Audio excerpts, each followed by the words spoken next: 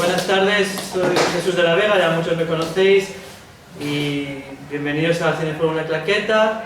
Hoy, en realidad ayer empezamos una nueva temporada, hoy es la nueva temporada del Cineclub propiamente dicho, con este ciclo que fue del siglo XX. Os comento un par de cosas para los que es la primera vez que vengáis. Poner vuestro nombre y dirección en el email, en el papel que hay en la entrada, así os llegan nuestras noticias. Bueno, también comentaros que aunque esto es una organización sin ánimo de lucro, pues se agradece aportaciones, mínimo 5 euros, pensamos que es lo mínimo. Y bueno, también que tenemos tazas y camisetas para vender a 10 euros. Y bueno, os comento, los viernes normalmente a las 8 vemos películas de género. Ahora estamos viendo un ciclo que organiza nuestro querido Tony Lucas sobre John Waters, o sea que el viernes que viene va a haber una película de John Waters. Y luego los sábados y algunos domingos tenemos películas sobre, digamos, tema de documental o películas sobre memoria histórica, digámoslo así, por decirlo de algún modo, ¿no? Aunque es muy discutible esta etiqueta.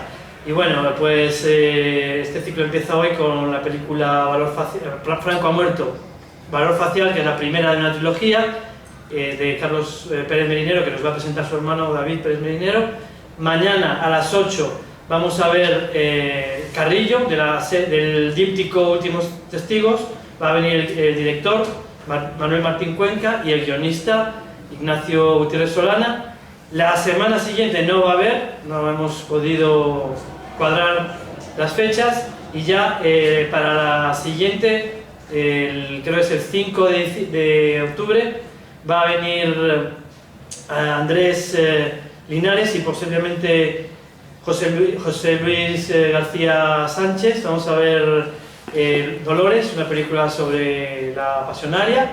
Y ya los dos últimos días, que van a ser 12 y 13 de octubre, vamos a ver una película de Margarita Ledo, que muchos de vosotros conocéis, que es una película sobre el general Enrique Lister, se titula Lister, pronunciado Lister. Y ya por último, el colectivo Los Bárbaros el domingo nos presentará una película sobre la famosa desbandada de Málaga, un suceso que ocurrió, un poco conocido, que ocurrió durante la Guerra Civil, y que bueno, que va a estar muy bien. Esta película que cierra el ciclo se titula Ahí donde estuvimos aún estamos.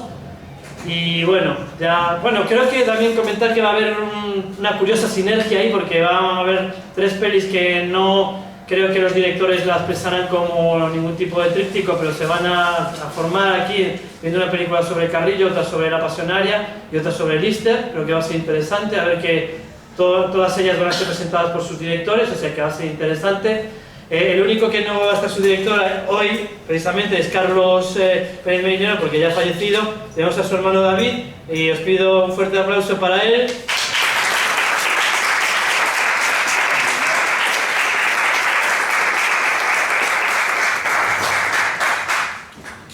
Bueno, yo la verdad es que no quiero ronear, que dicen los flamencos, pero estoy encantado de estar aquí, porque yo me he criado cinematográficamente hablando en los cines de verano de Andalucía, ¿no? Entonces, claro, los cines de verano tiene alguna sinergia, como dices tú, con esta sala, ¿no? Sí.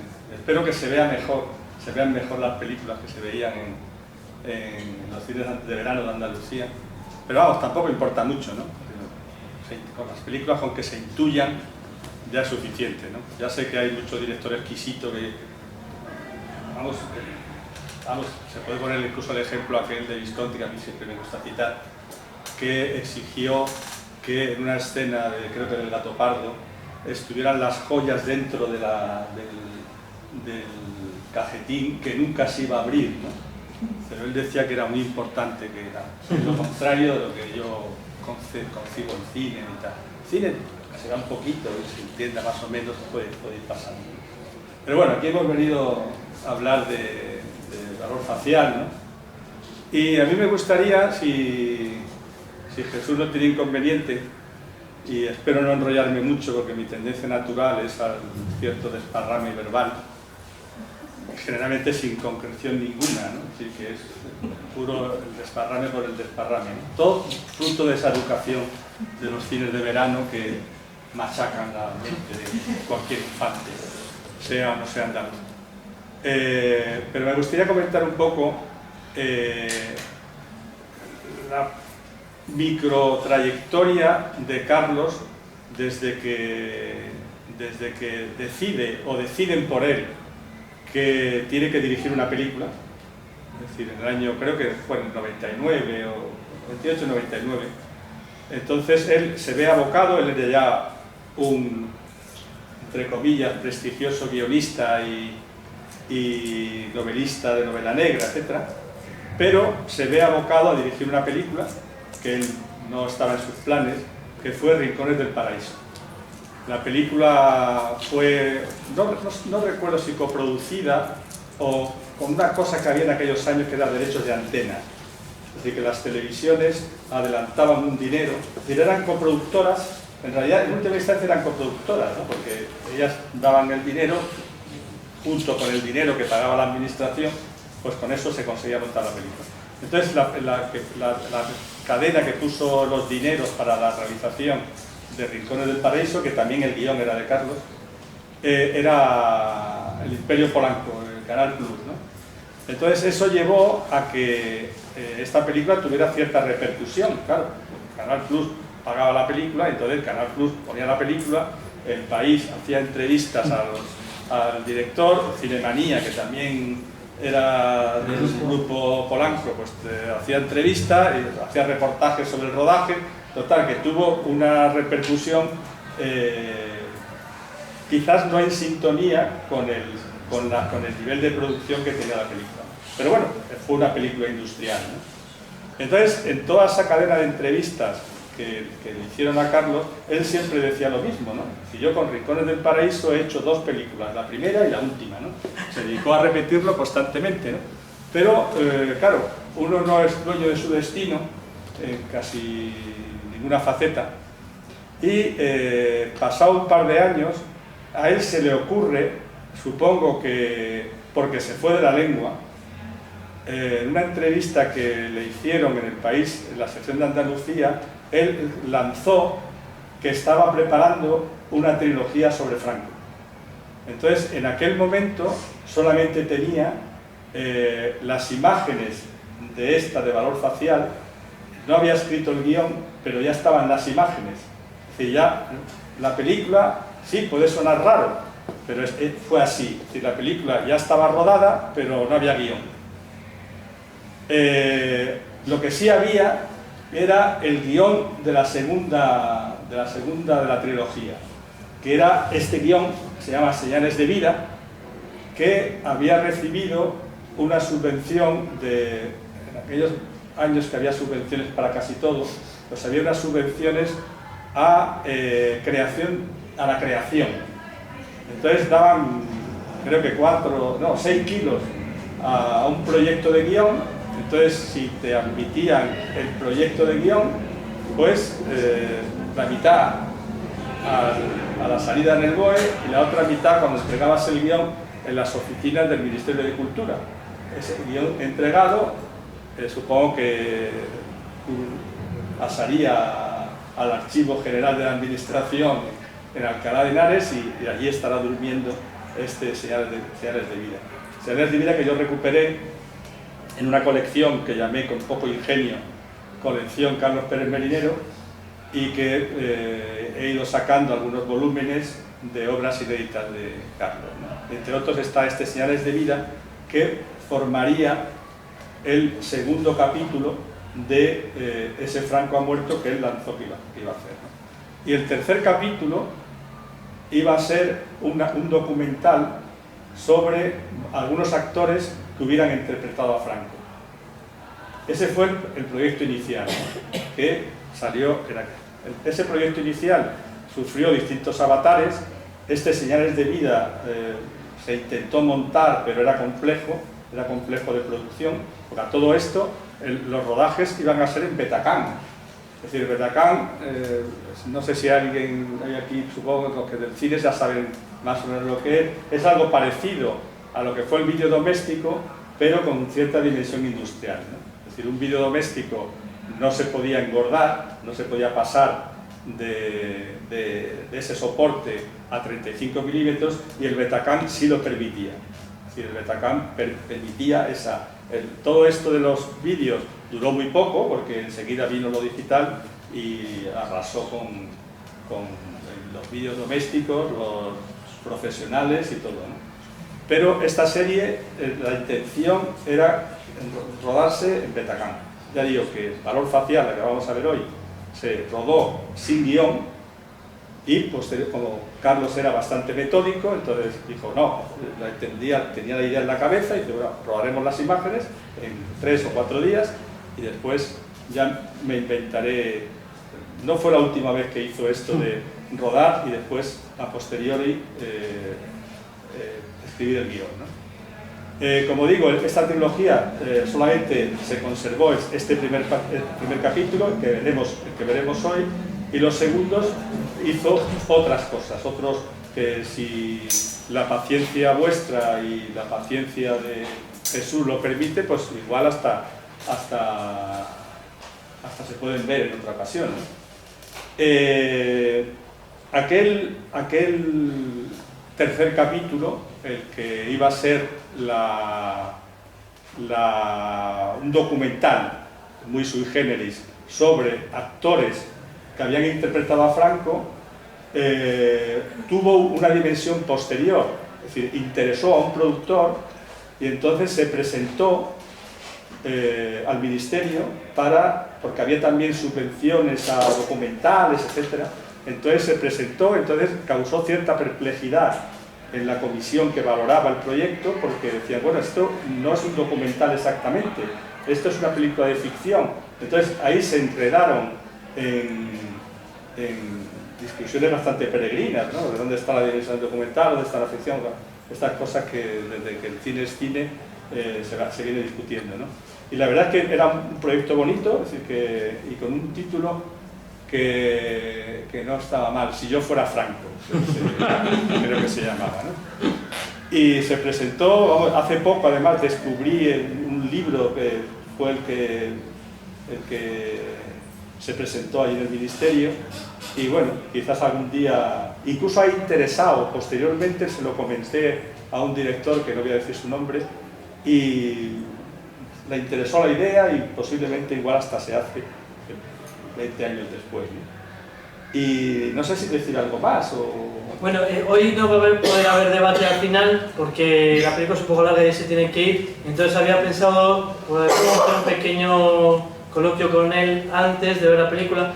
Por ejemplo, podríamos hablar un poco también de la carrera de Carlos, porque es una carrera un poco atípica. Él hizo escribió tanto novelas, guiones, ensayos junto contigo sobre cine, el cual me acabas de firmar uno, y luego también dentro de su faceta como en el mundo del cine, pues ha hecho como director, guionista, y luego dentro de director también una industrial, como tú has dicho, pero de cine más de guerrilla, digámoslo así.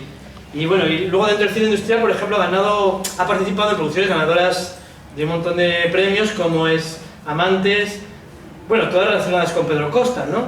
Bueno, es que eso claro, todo... La buena estrella. Empecemos por el principio, ¿no? Como siempre, ¿no? Empecemos por el principio y te tiras 3 horas hablando. Él, como casi todos, digamos, buen número de escritores, empieza como poeta, ¿no? Es decir, él, con 20 años escribe un libro que se llama Prohibido tomar el sol a los lagartos, y gana un premio en aquellos años bastante prestigioso, que era el premio Calasanz, prestigioso sobre todo por los poetas que formaban no sé si se llama tribunal o se llama jurado, estaba pensando, siempre no pensando en lo mismo, ¿no? Que acaba en la cárcel, ¿no? El jurado estaba compuesto por Caballero Bonal y Río Ruiz y una serie de poetas que sobre todo en aquellos años eran bastante, García López, eran bastante prestigiosos. En un momento determinado él sigue con la poesía, pero la poesía era difícil de publicar. Bueno, también la cuestión es que Carlos siempre fue un personaje bastante solitario, ¿no? Es decir, que no participaba demasiado del compadreo del mundo literario, ¿no? Es decir, él se dedicaba a escribir casi como un oficio, y no participaba en absoluto de ningún cenáculo ni literario, ni cinematográfico, ni de nada, ¿no? Entonces, en un momento determinado, acaba la carrera, se dedica a ser profesor universitario, y en un momento determinado, porque lo expulsan del trabajo que tenía, se plantea escribir una novela negra, que era un género que a él le gustaba mucho. Entonces escribe una novela que causó mucho revuelo en el momento en que se editó, entre otras cosas por la colección en la que estaba editada, que fue Bruguera. Es decir, hay una colección mítica de novela negra, que fue la colección de novela negra de Bruguera, que duró poco tiempo, después Bruguera la compró el Grupo Z, y bueno, ya aquello se desapareció. Esa novela tuvo muchísima repercusión y llegó a manos de Pedro Costa, que por otra parte ya era, sí, amigo, era amigo del barrio. Es decir, esta coincidencia de que tanto Pedro como Carlos como yo pues vivíamos en el barrio de la Concepción y nos habíamos conocido, como se conoce la gente más o menos que tiene afinidades, en este caso del cine, ¿no? Entonces, en aquel momento Pedro Costa había llegado era corresponsal de Interview en Estados Unidos, llega aquí a España y quiere hacerse productor. Y él quería hacer una serie que después fue una serie mítica, es decir, que fue La huella del crimen. Bueno, tú como eres un jovenzano, no te sonará siquiera, pero los mayores que están aquí seguro que se acuerdan porque tuvo muchísima repercusión. Entonces, eso claro, en alguna medida a Carlos le introduce en la industria del cine, pero claro, le introduce como especialista en crímenes. Entonces, claro, es una especialidad que ya no abandonaría nunca, que siempre le llamaban para algún crimen. Y claro, los que lo conocían decían, yo no he conocido a nadie más pusilánime, ¿no? Pero él, bueno, mataba a mucha gente en la plaza, era buen matador de gente en la ficción, ¿no? Y entonces participó no solamente en La huella del crimen, participó en varias series, en otra serie que se llamó Crónicas del mal, que también tuvo bastante repercusión, que dirigió Gómez Redondo. Total, que ya lo especializaron un poco como guionista de este tipo de ficciones, ¿no? Que difícilmente traspasó, ¿no? Aunque sus inicios fueron otros. Es decir, él empieza como guionista con Manuel Vidal Esteves, con esas películas un poco alternativas que tú decías antes, ¿no? Que curiosamente retoma al final de su vida, ¿no? Y al final de su vida, después de esos éxitos de Amantes, de La buena estrella, etc., es lo que dice, no, yo como director y quiero participar en guiones mucho más alternativos que esos, ¿no? Lo que pasa que con muy poco, no relativo, sino con ninguna proyección, ¿no? De hecho, la trilogía esta de Franco ha muerto, como digo, se rodó en Betacán, se perdieron los Betacán se perdieron, había solamente copias, muy pocas copias además en VHS, que se repartieron entre los distintos miembros que habían participado en el rodaje. Y cuando Carlos muere, yo me empeño, estos empeños absurdos porque ¿qué más da que una película desaparezca? ¿No? Han desaparecido, como se sabe, más del 50% de la producción mundial ha desaparecido, ¿no? Y no ha pasado nada. Así que seguimos viviendo y viendo películas y viviendo de todo, ¿no? Y el 50% de lo que se ha rodado ha desaparecido. El 90% del cine mudo también. Bueno, no pasa nada, es decir, que las películas desaparezcan, a algunos les puede parecer una tragedia. Bueno, pues también desaparecen pájaros, bueno, no pasa nada. Pero yo me empeñé en que, bueno, a ver si se pueden encontrar, ¿no? Y pasaron años, la verdad, como 4 o 5 años, no, 6 años, hasta que conseguí poco a poco todos los Betacán que conformaban esa trilogía que hizo Carlos en el año 2001 a 2003 con el título este de Franco Muerto.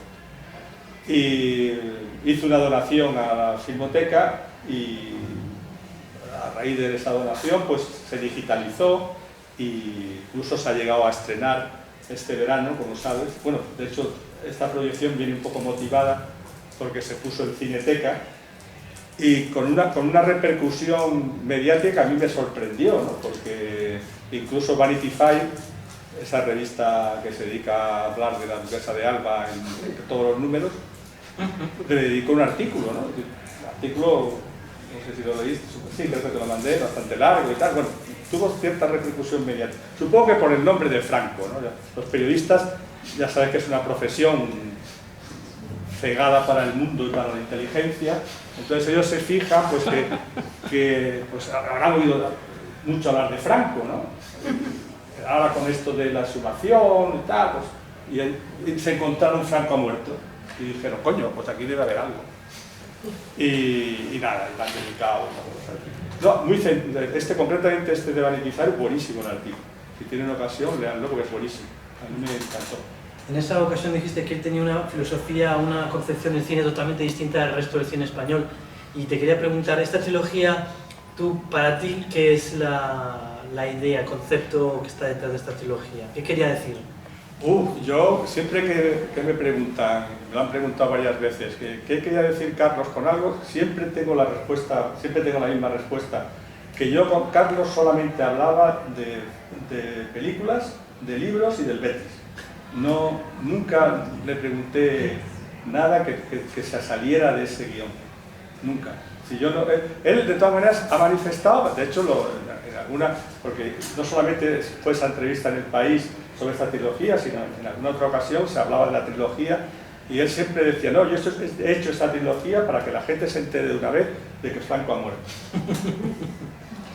Pues nada, claro, normalmente cuando vemos la peli después se hace debate y hay más temas de los que hablar, pero no. Pero en este caso voy a salir huyendo, si me lo ¿Tenéis permite. alguna pregunta que hacerle? Pues... ¿Cómo se llama el libro que escribió? ¿El novela negra? Se llamaba, el primero que escribió fue Días de Guardar, y ya se siguieron una docena más. Pero vamos, esas son cosas que en la Wikipedia ya resuelve Sí. a la perfección. ¿Sí? Vale. Sí, es que, bueno, ahora se ha puesto un poco de moda el tema de la transición y joder, aquí se hizo un ciclo sobre Elena Lumbreras y sobre el colectivo de cine en acción, aunque no hayamos visto la película y sí que he googleado al director, ¿no?, del que has hablado y hablaba de algo de cine de clase, ¿no?, que hizo y lo sacó, un colectivo de cine de clase. Mi pregunta sería que, claro, que no, ¿cómo vosotros os enfrentasteis a la censura, digamos, institucional, ¿no? Porque de lo que me has hablado también es el Ministerio de Cultura el que lo ampara, ¿no? Bueno, estas películas están hechas, las tres de la trilogía, absolutamente al margen de ministerios y censuras y gobiernos y poderes, ¿no? Se hicieron, nunca se legalizaron además, y en el colmo nunca se proyectaron. De hecho, las únicas ocasiones en que concretamente Valor Facial se ha proyectado fue en una ocasión, creo recordar que fue en 2012, un buen amigo de Carlos, Juan Madrid, también novelista negro, bueno, novelista de novela negra, tiene allí en Salobreña, donde vive, hace unos ciclos de cine o no sé qué, ¿no? Y entonces me pidió una película para proyectar y yo le dije, hombre, prefiero que se ponga esta, Valor Facial, que estaba en un cassette, en un vídeo. Entonces al final llegamos no se podía proyectar en un cine porque el formato no lo permite, porque vídeo, proyectar una sala aquí, por ejemplo, en una sala que es pequeña, prácticamente no se ve nada, ¿no? Entonces yo le comenté, digo, bueno, no pasa nada, es decir, que la puerta del cine, la puerta de la ambigú, se llamaba, no sé si se llama ambigú, ¿no? Se sigue llamando. Aquí tenemos un gran ambigú en este cine. Se pone una televisión, un vídeo y se se proyecta la película, no pasa nada, ¿no? Como una videocreación estas que hacen ahora los modernos, ¿no? Y efectivamente así se hizo, ¿no? Y entonces, vamos, salí bastante contento de la experiencia porque tuve un espectador, una espectadora que no se quería, cuando llamaron al timbre para entrar en la proyección que se iba a hacer, que ya no me acuerdo si pusieron Amantes o una película de Carlos, digamos, más convencional, pero ella decía que no, que ella quería ver al final convencieron a la señora de que no, bueno, que ya después se le daban una copia y tal. Entonces, claro, a mí me ilusionó tanto esa experiencia de que un espectador se empeñara en ver la película, que decidí subirla durante un tiempo, no sé si fueron 2 meses o así, o 3 meses a YouTube. Es decir, que en YouTube estuvo durante, pues eso, 3 o 4 meses, y en algún sitio tengo apuntado el número de espectadores que tuvo, que pasó, de 1000 pasó, y con lo cual ha tenido pues un público, vamos, Carlos no hubiera soñado nunca. La verdad es que la única vez que se ha puesto en un cine normal, aparte de este, normal, pues bueno, este es normal, pero bueno, de aquella manera, ¿no? En un cine, ¿no? Fue en Cineteca, que fue cuando tú decidiste que igual podía venir bien, igual no te lo perdonan. ¿En qué año grabó? Esta fue del 2001. Sí, ya casi mayor de edad la película. No, ya mayor de edad. ¿Y si empezó en Cineteca fue este año? Sí, en Cineteca fue este verano. Este verano bueno, en pleno verano, vamos, hacía 40 grados. Fuera del cine, ¿eh? Dentro del cine ya hacía como 12, hacía un frío polar. Vamos, yo me acuerdo del frío que hacía. Que tiene guasa la cosa, ¿no? Que te acuerdes del frío que hace en pleno verano, ¿no? Así que es algo, pero bueno, esta cosa absurda yo dejé de ir al cine por el frío que hacían los cines. En Madrid no sé por qué pasa que les gusta que haga frío en los cines. Manía. Bueno, pues si no En verano, no, en invierno te asas de calor. Bueno, pues si vienes aquí en diciembre, ¿Hace frío? hombre, no hay calefacción. Bueno, pero eso, hombre, que haga, eso no es noticia, ¿no? Eso Bueno, pues hacen noticia los telediarios, ¿no? Hace calor en verano y te sacan o la gota fría de ahora, ¿no? Imagínate qué noticia. Pues si no hay más preguntas, le queremos dar un detalle, ya que no vas a estar al final, Bueno, yo pues también te lo damos ahora. te doy otro detalle. Te dejo los libros. Muchas gracias. ¿Me los firmas?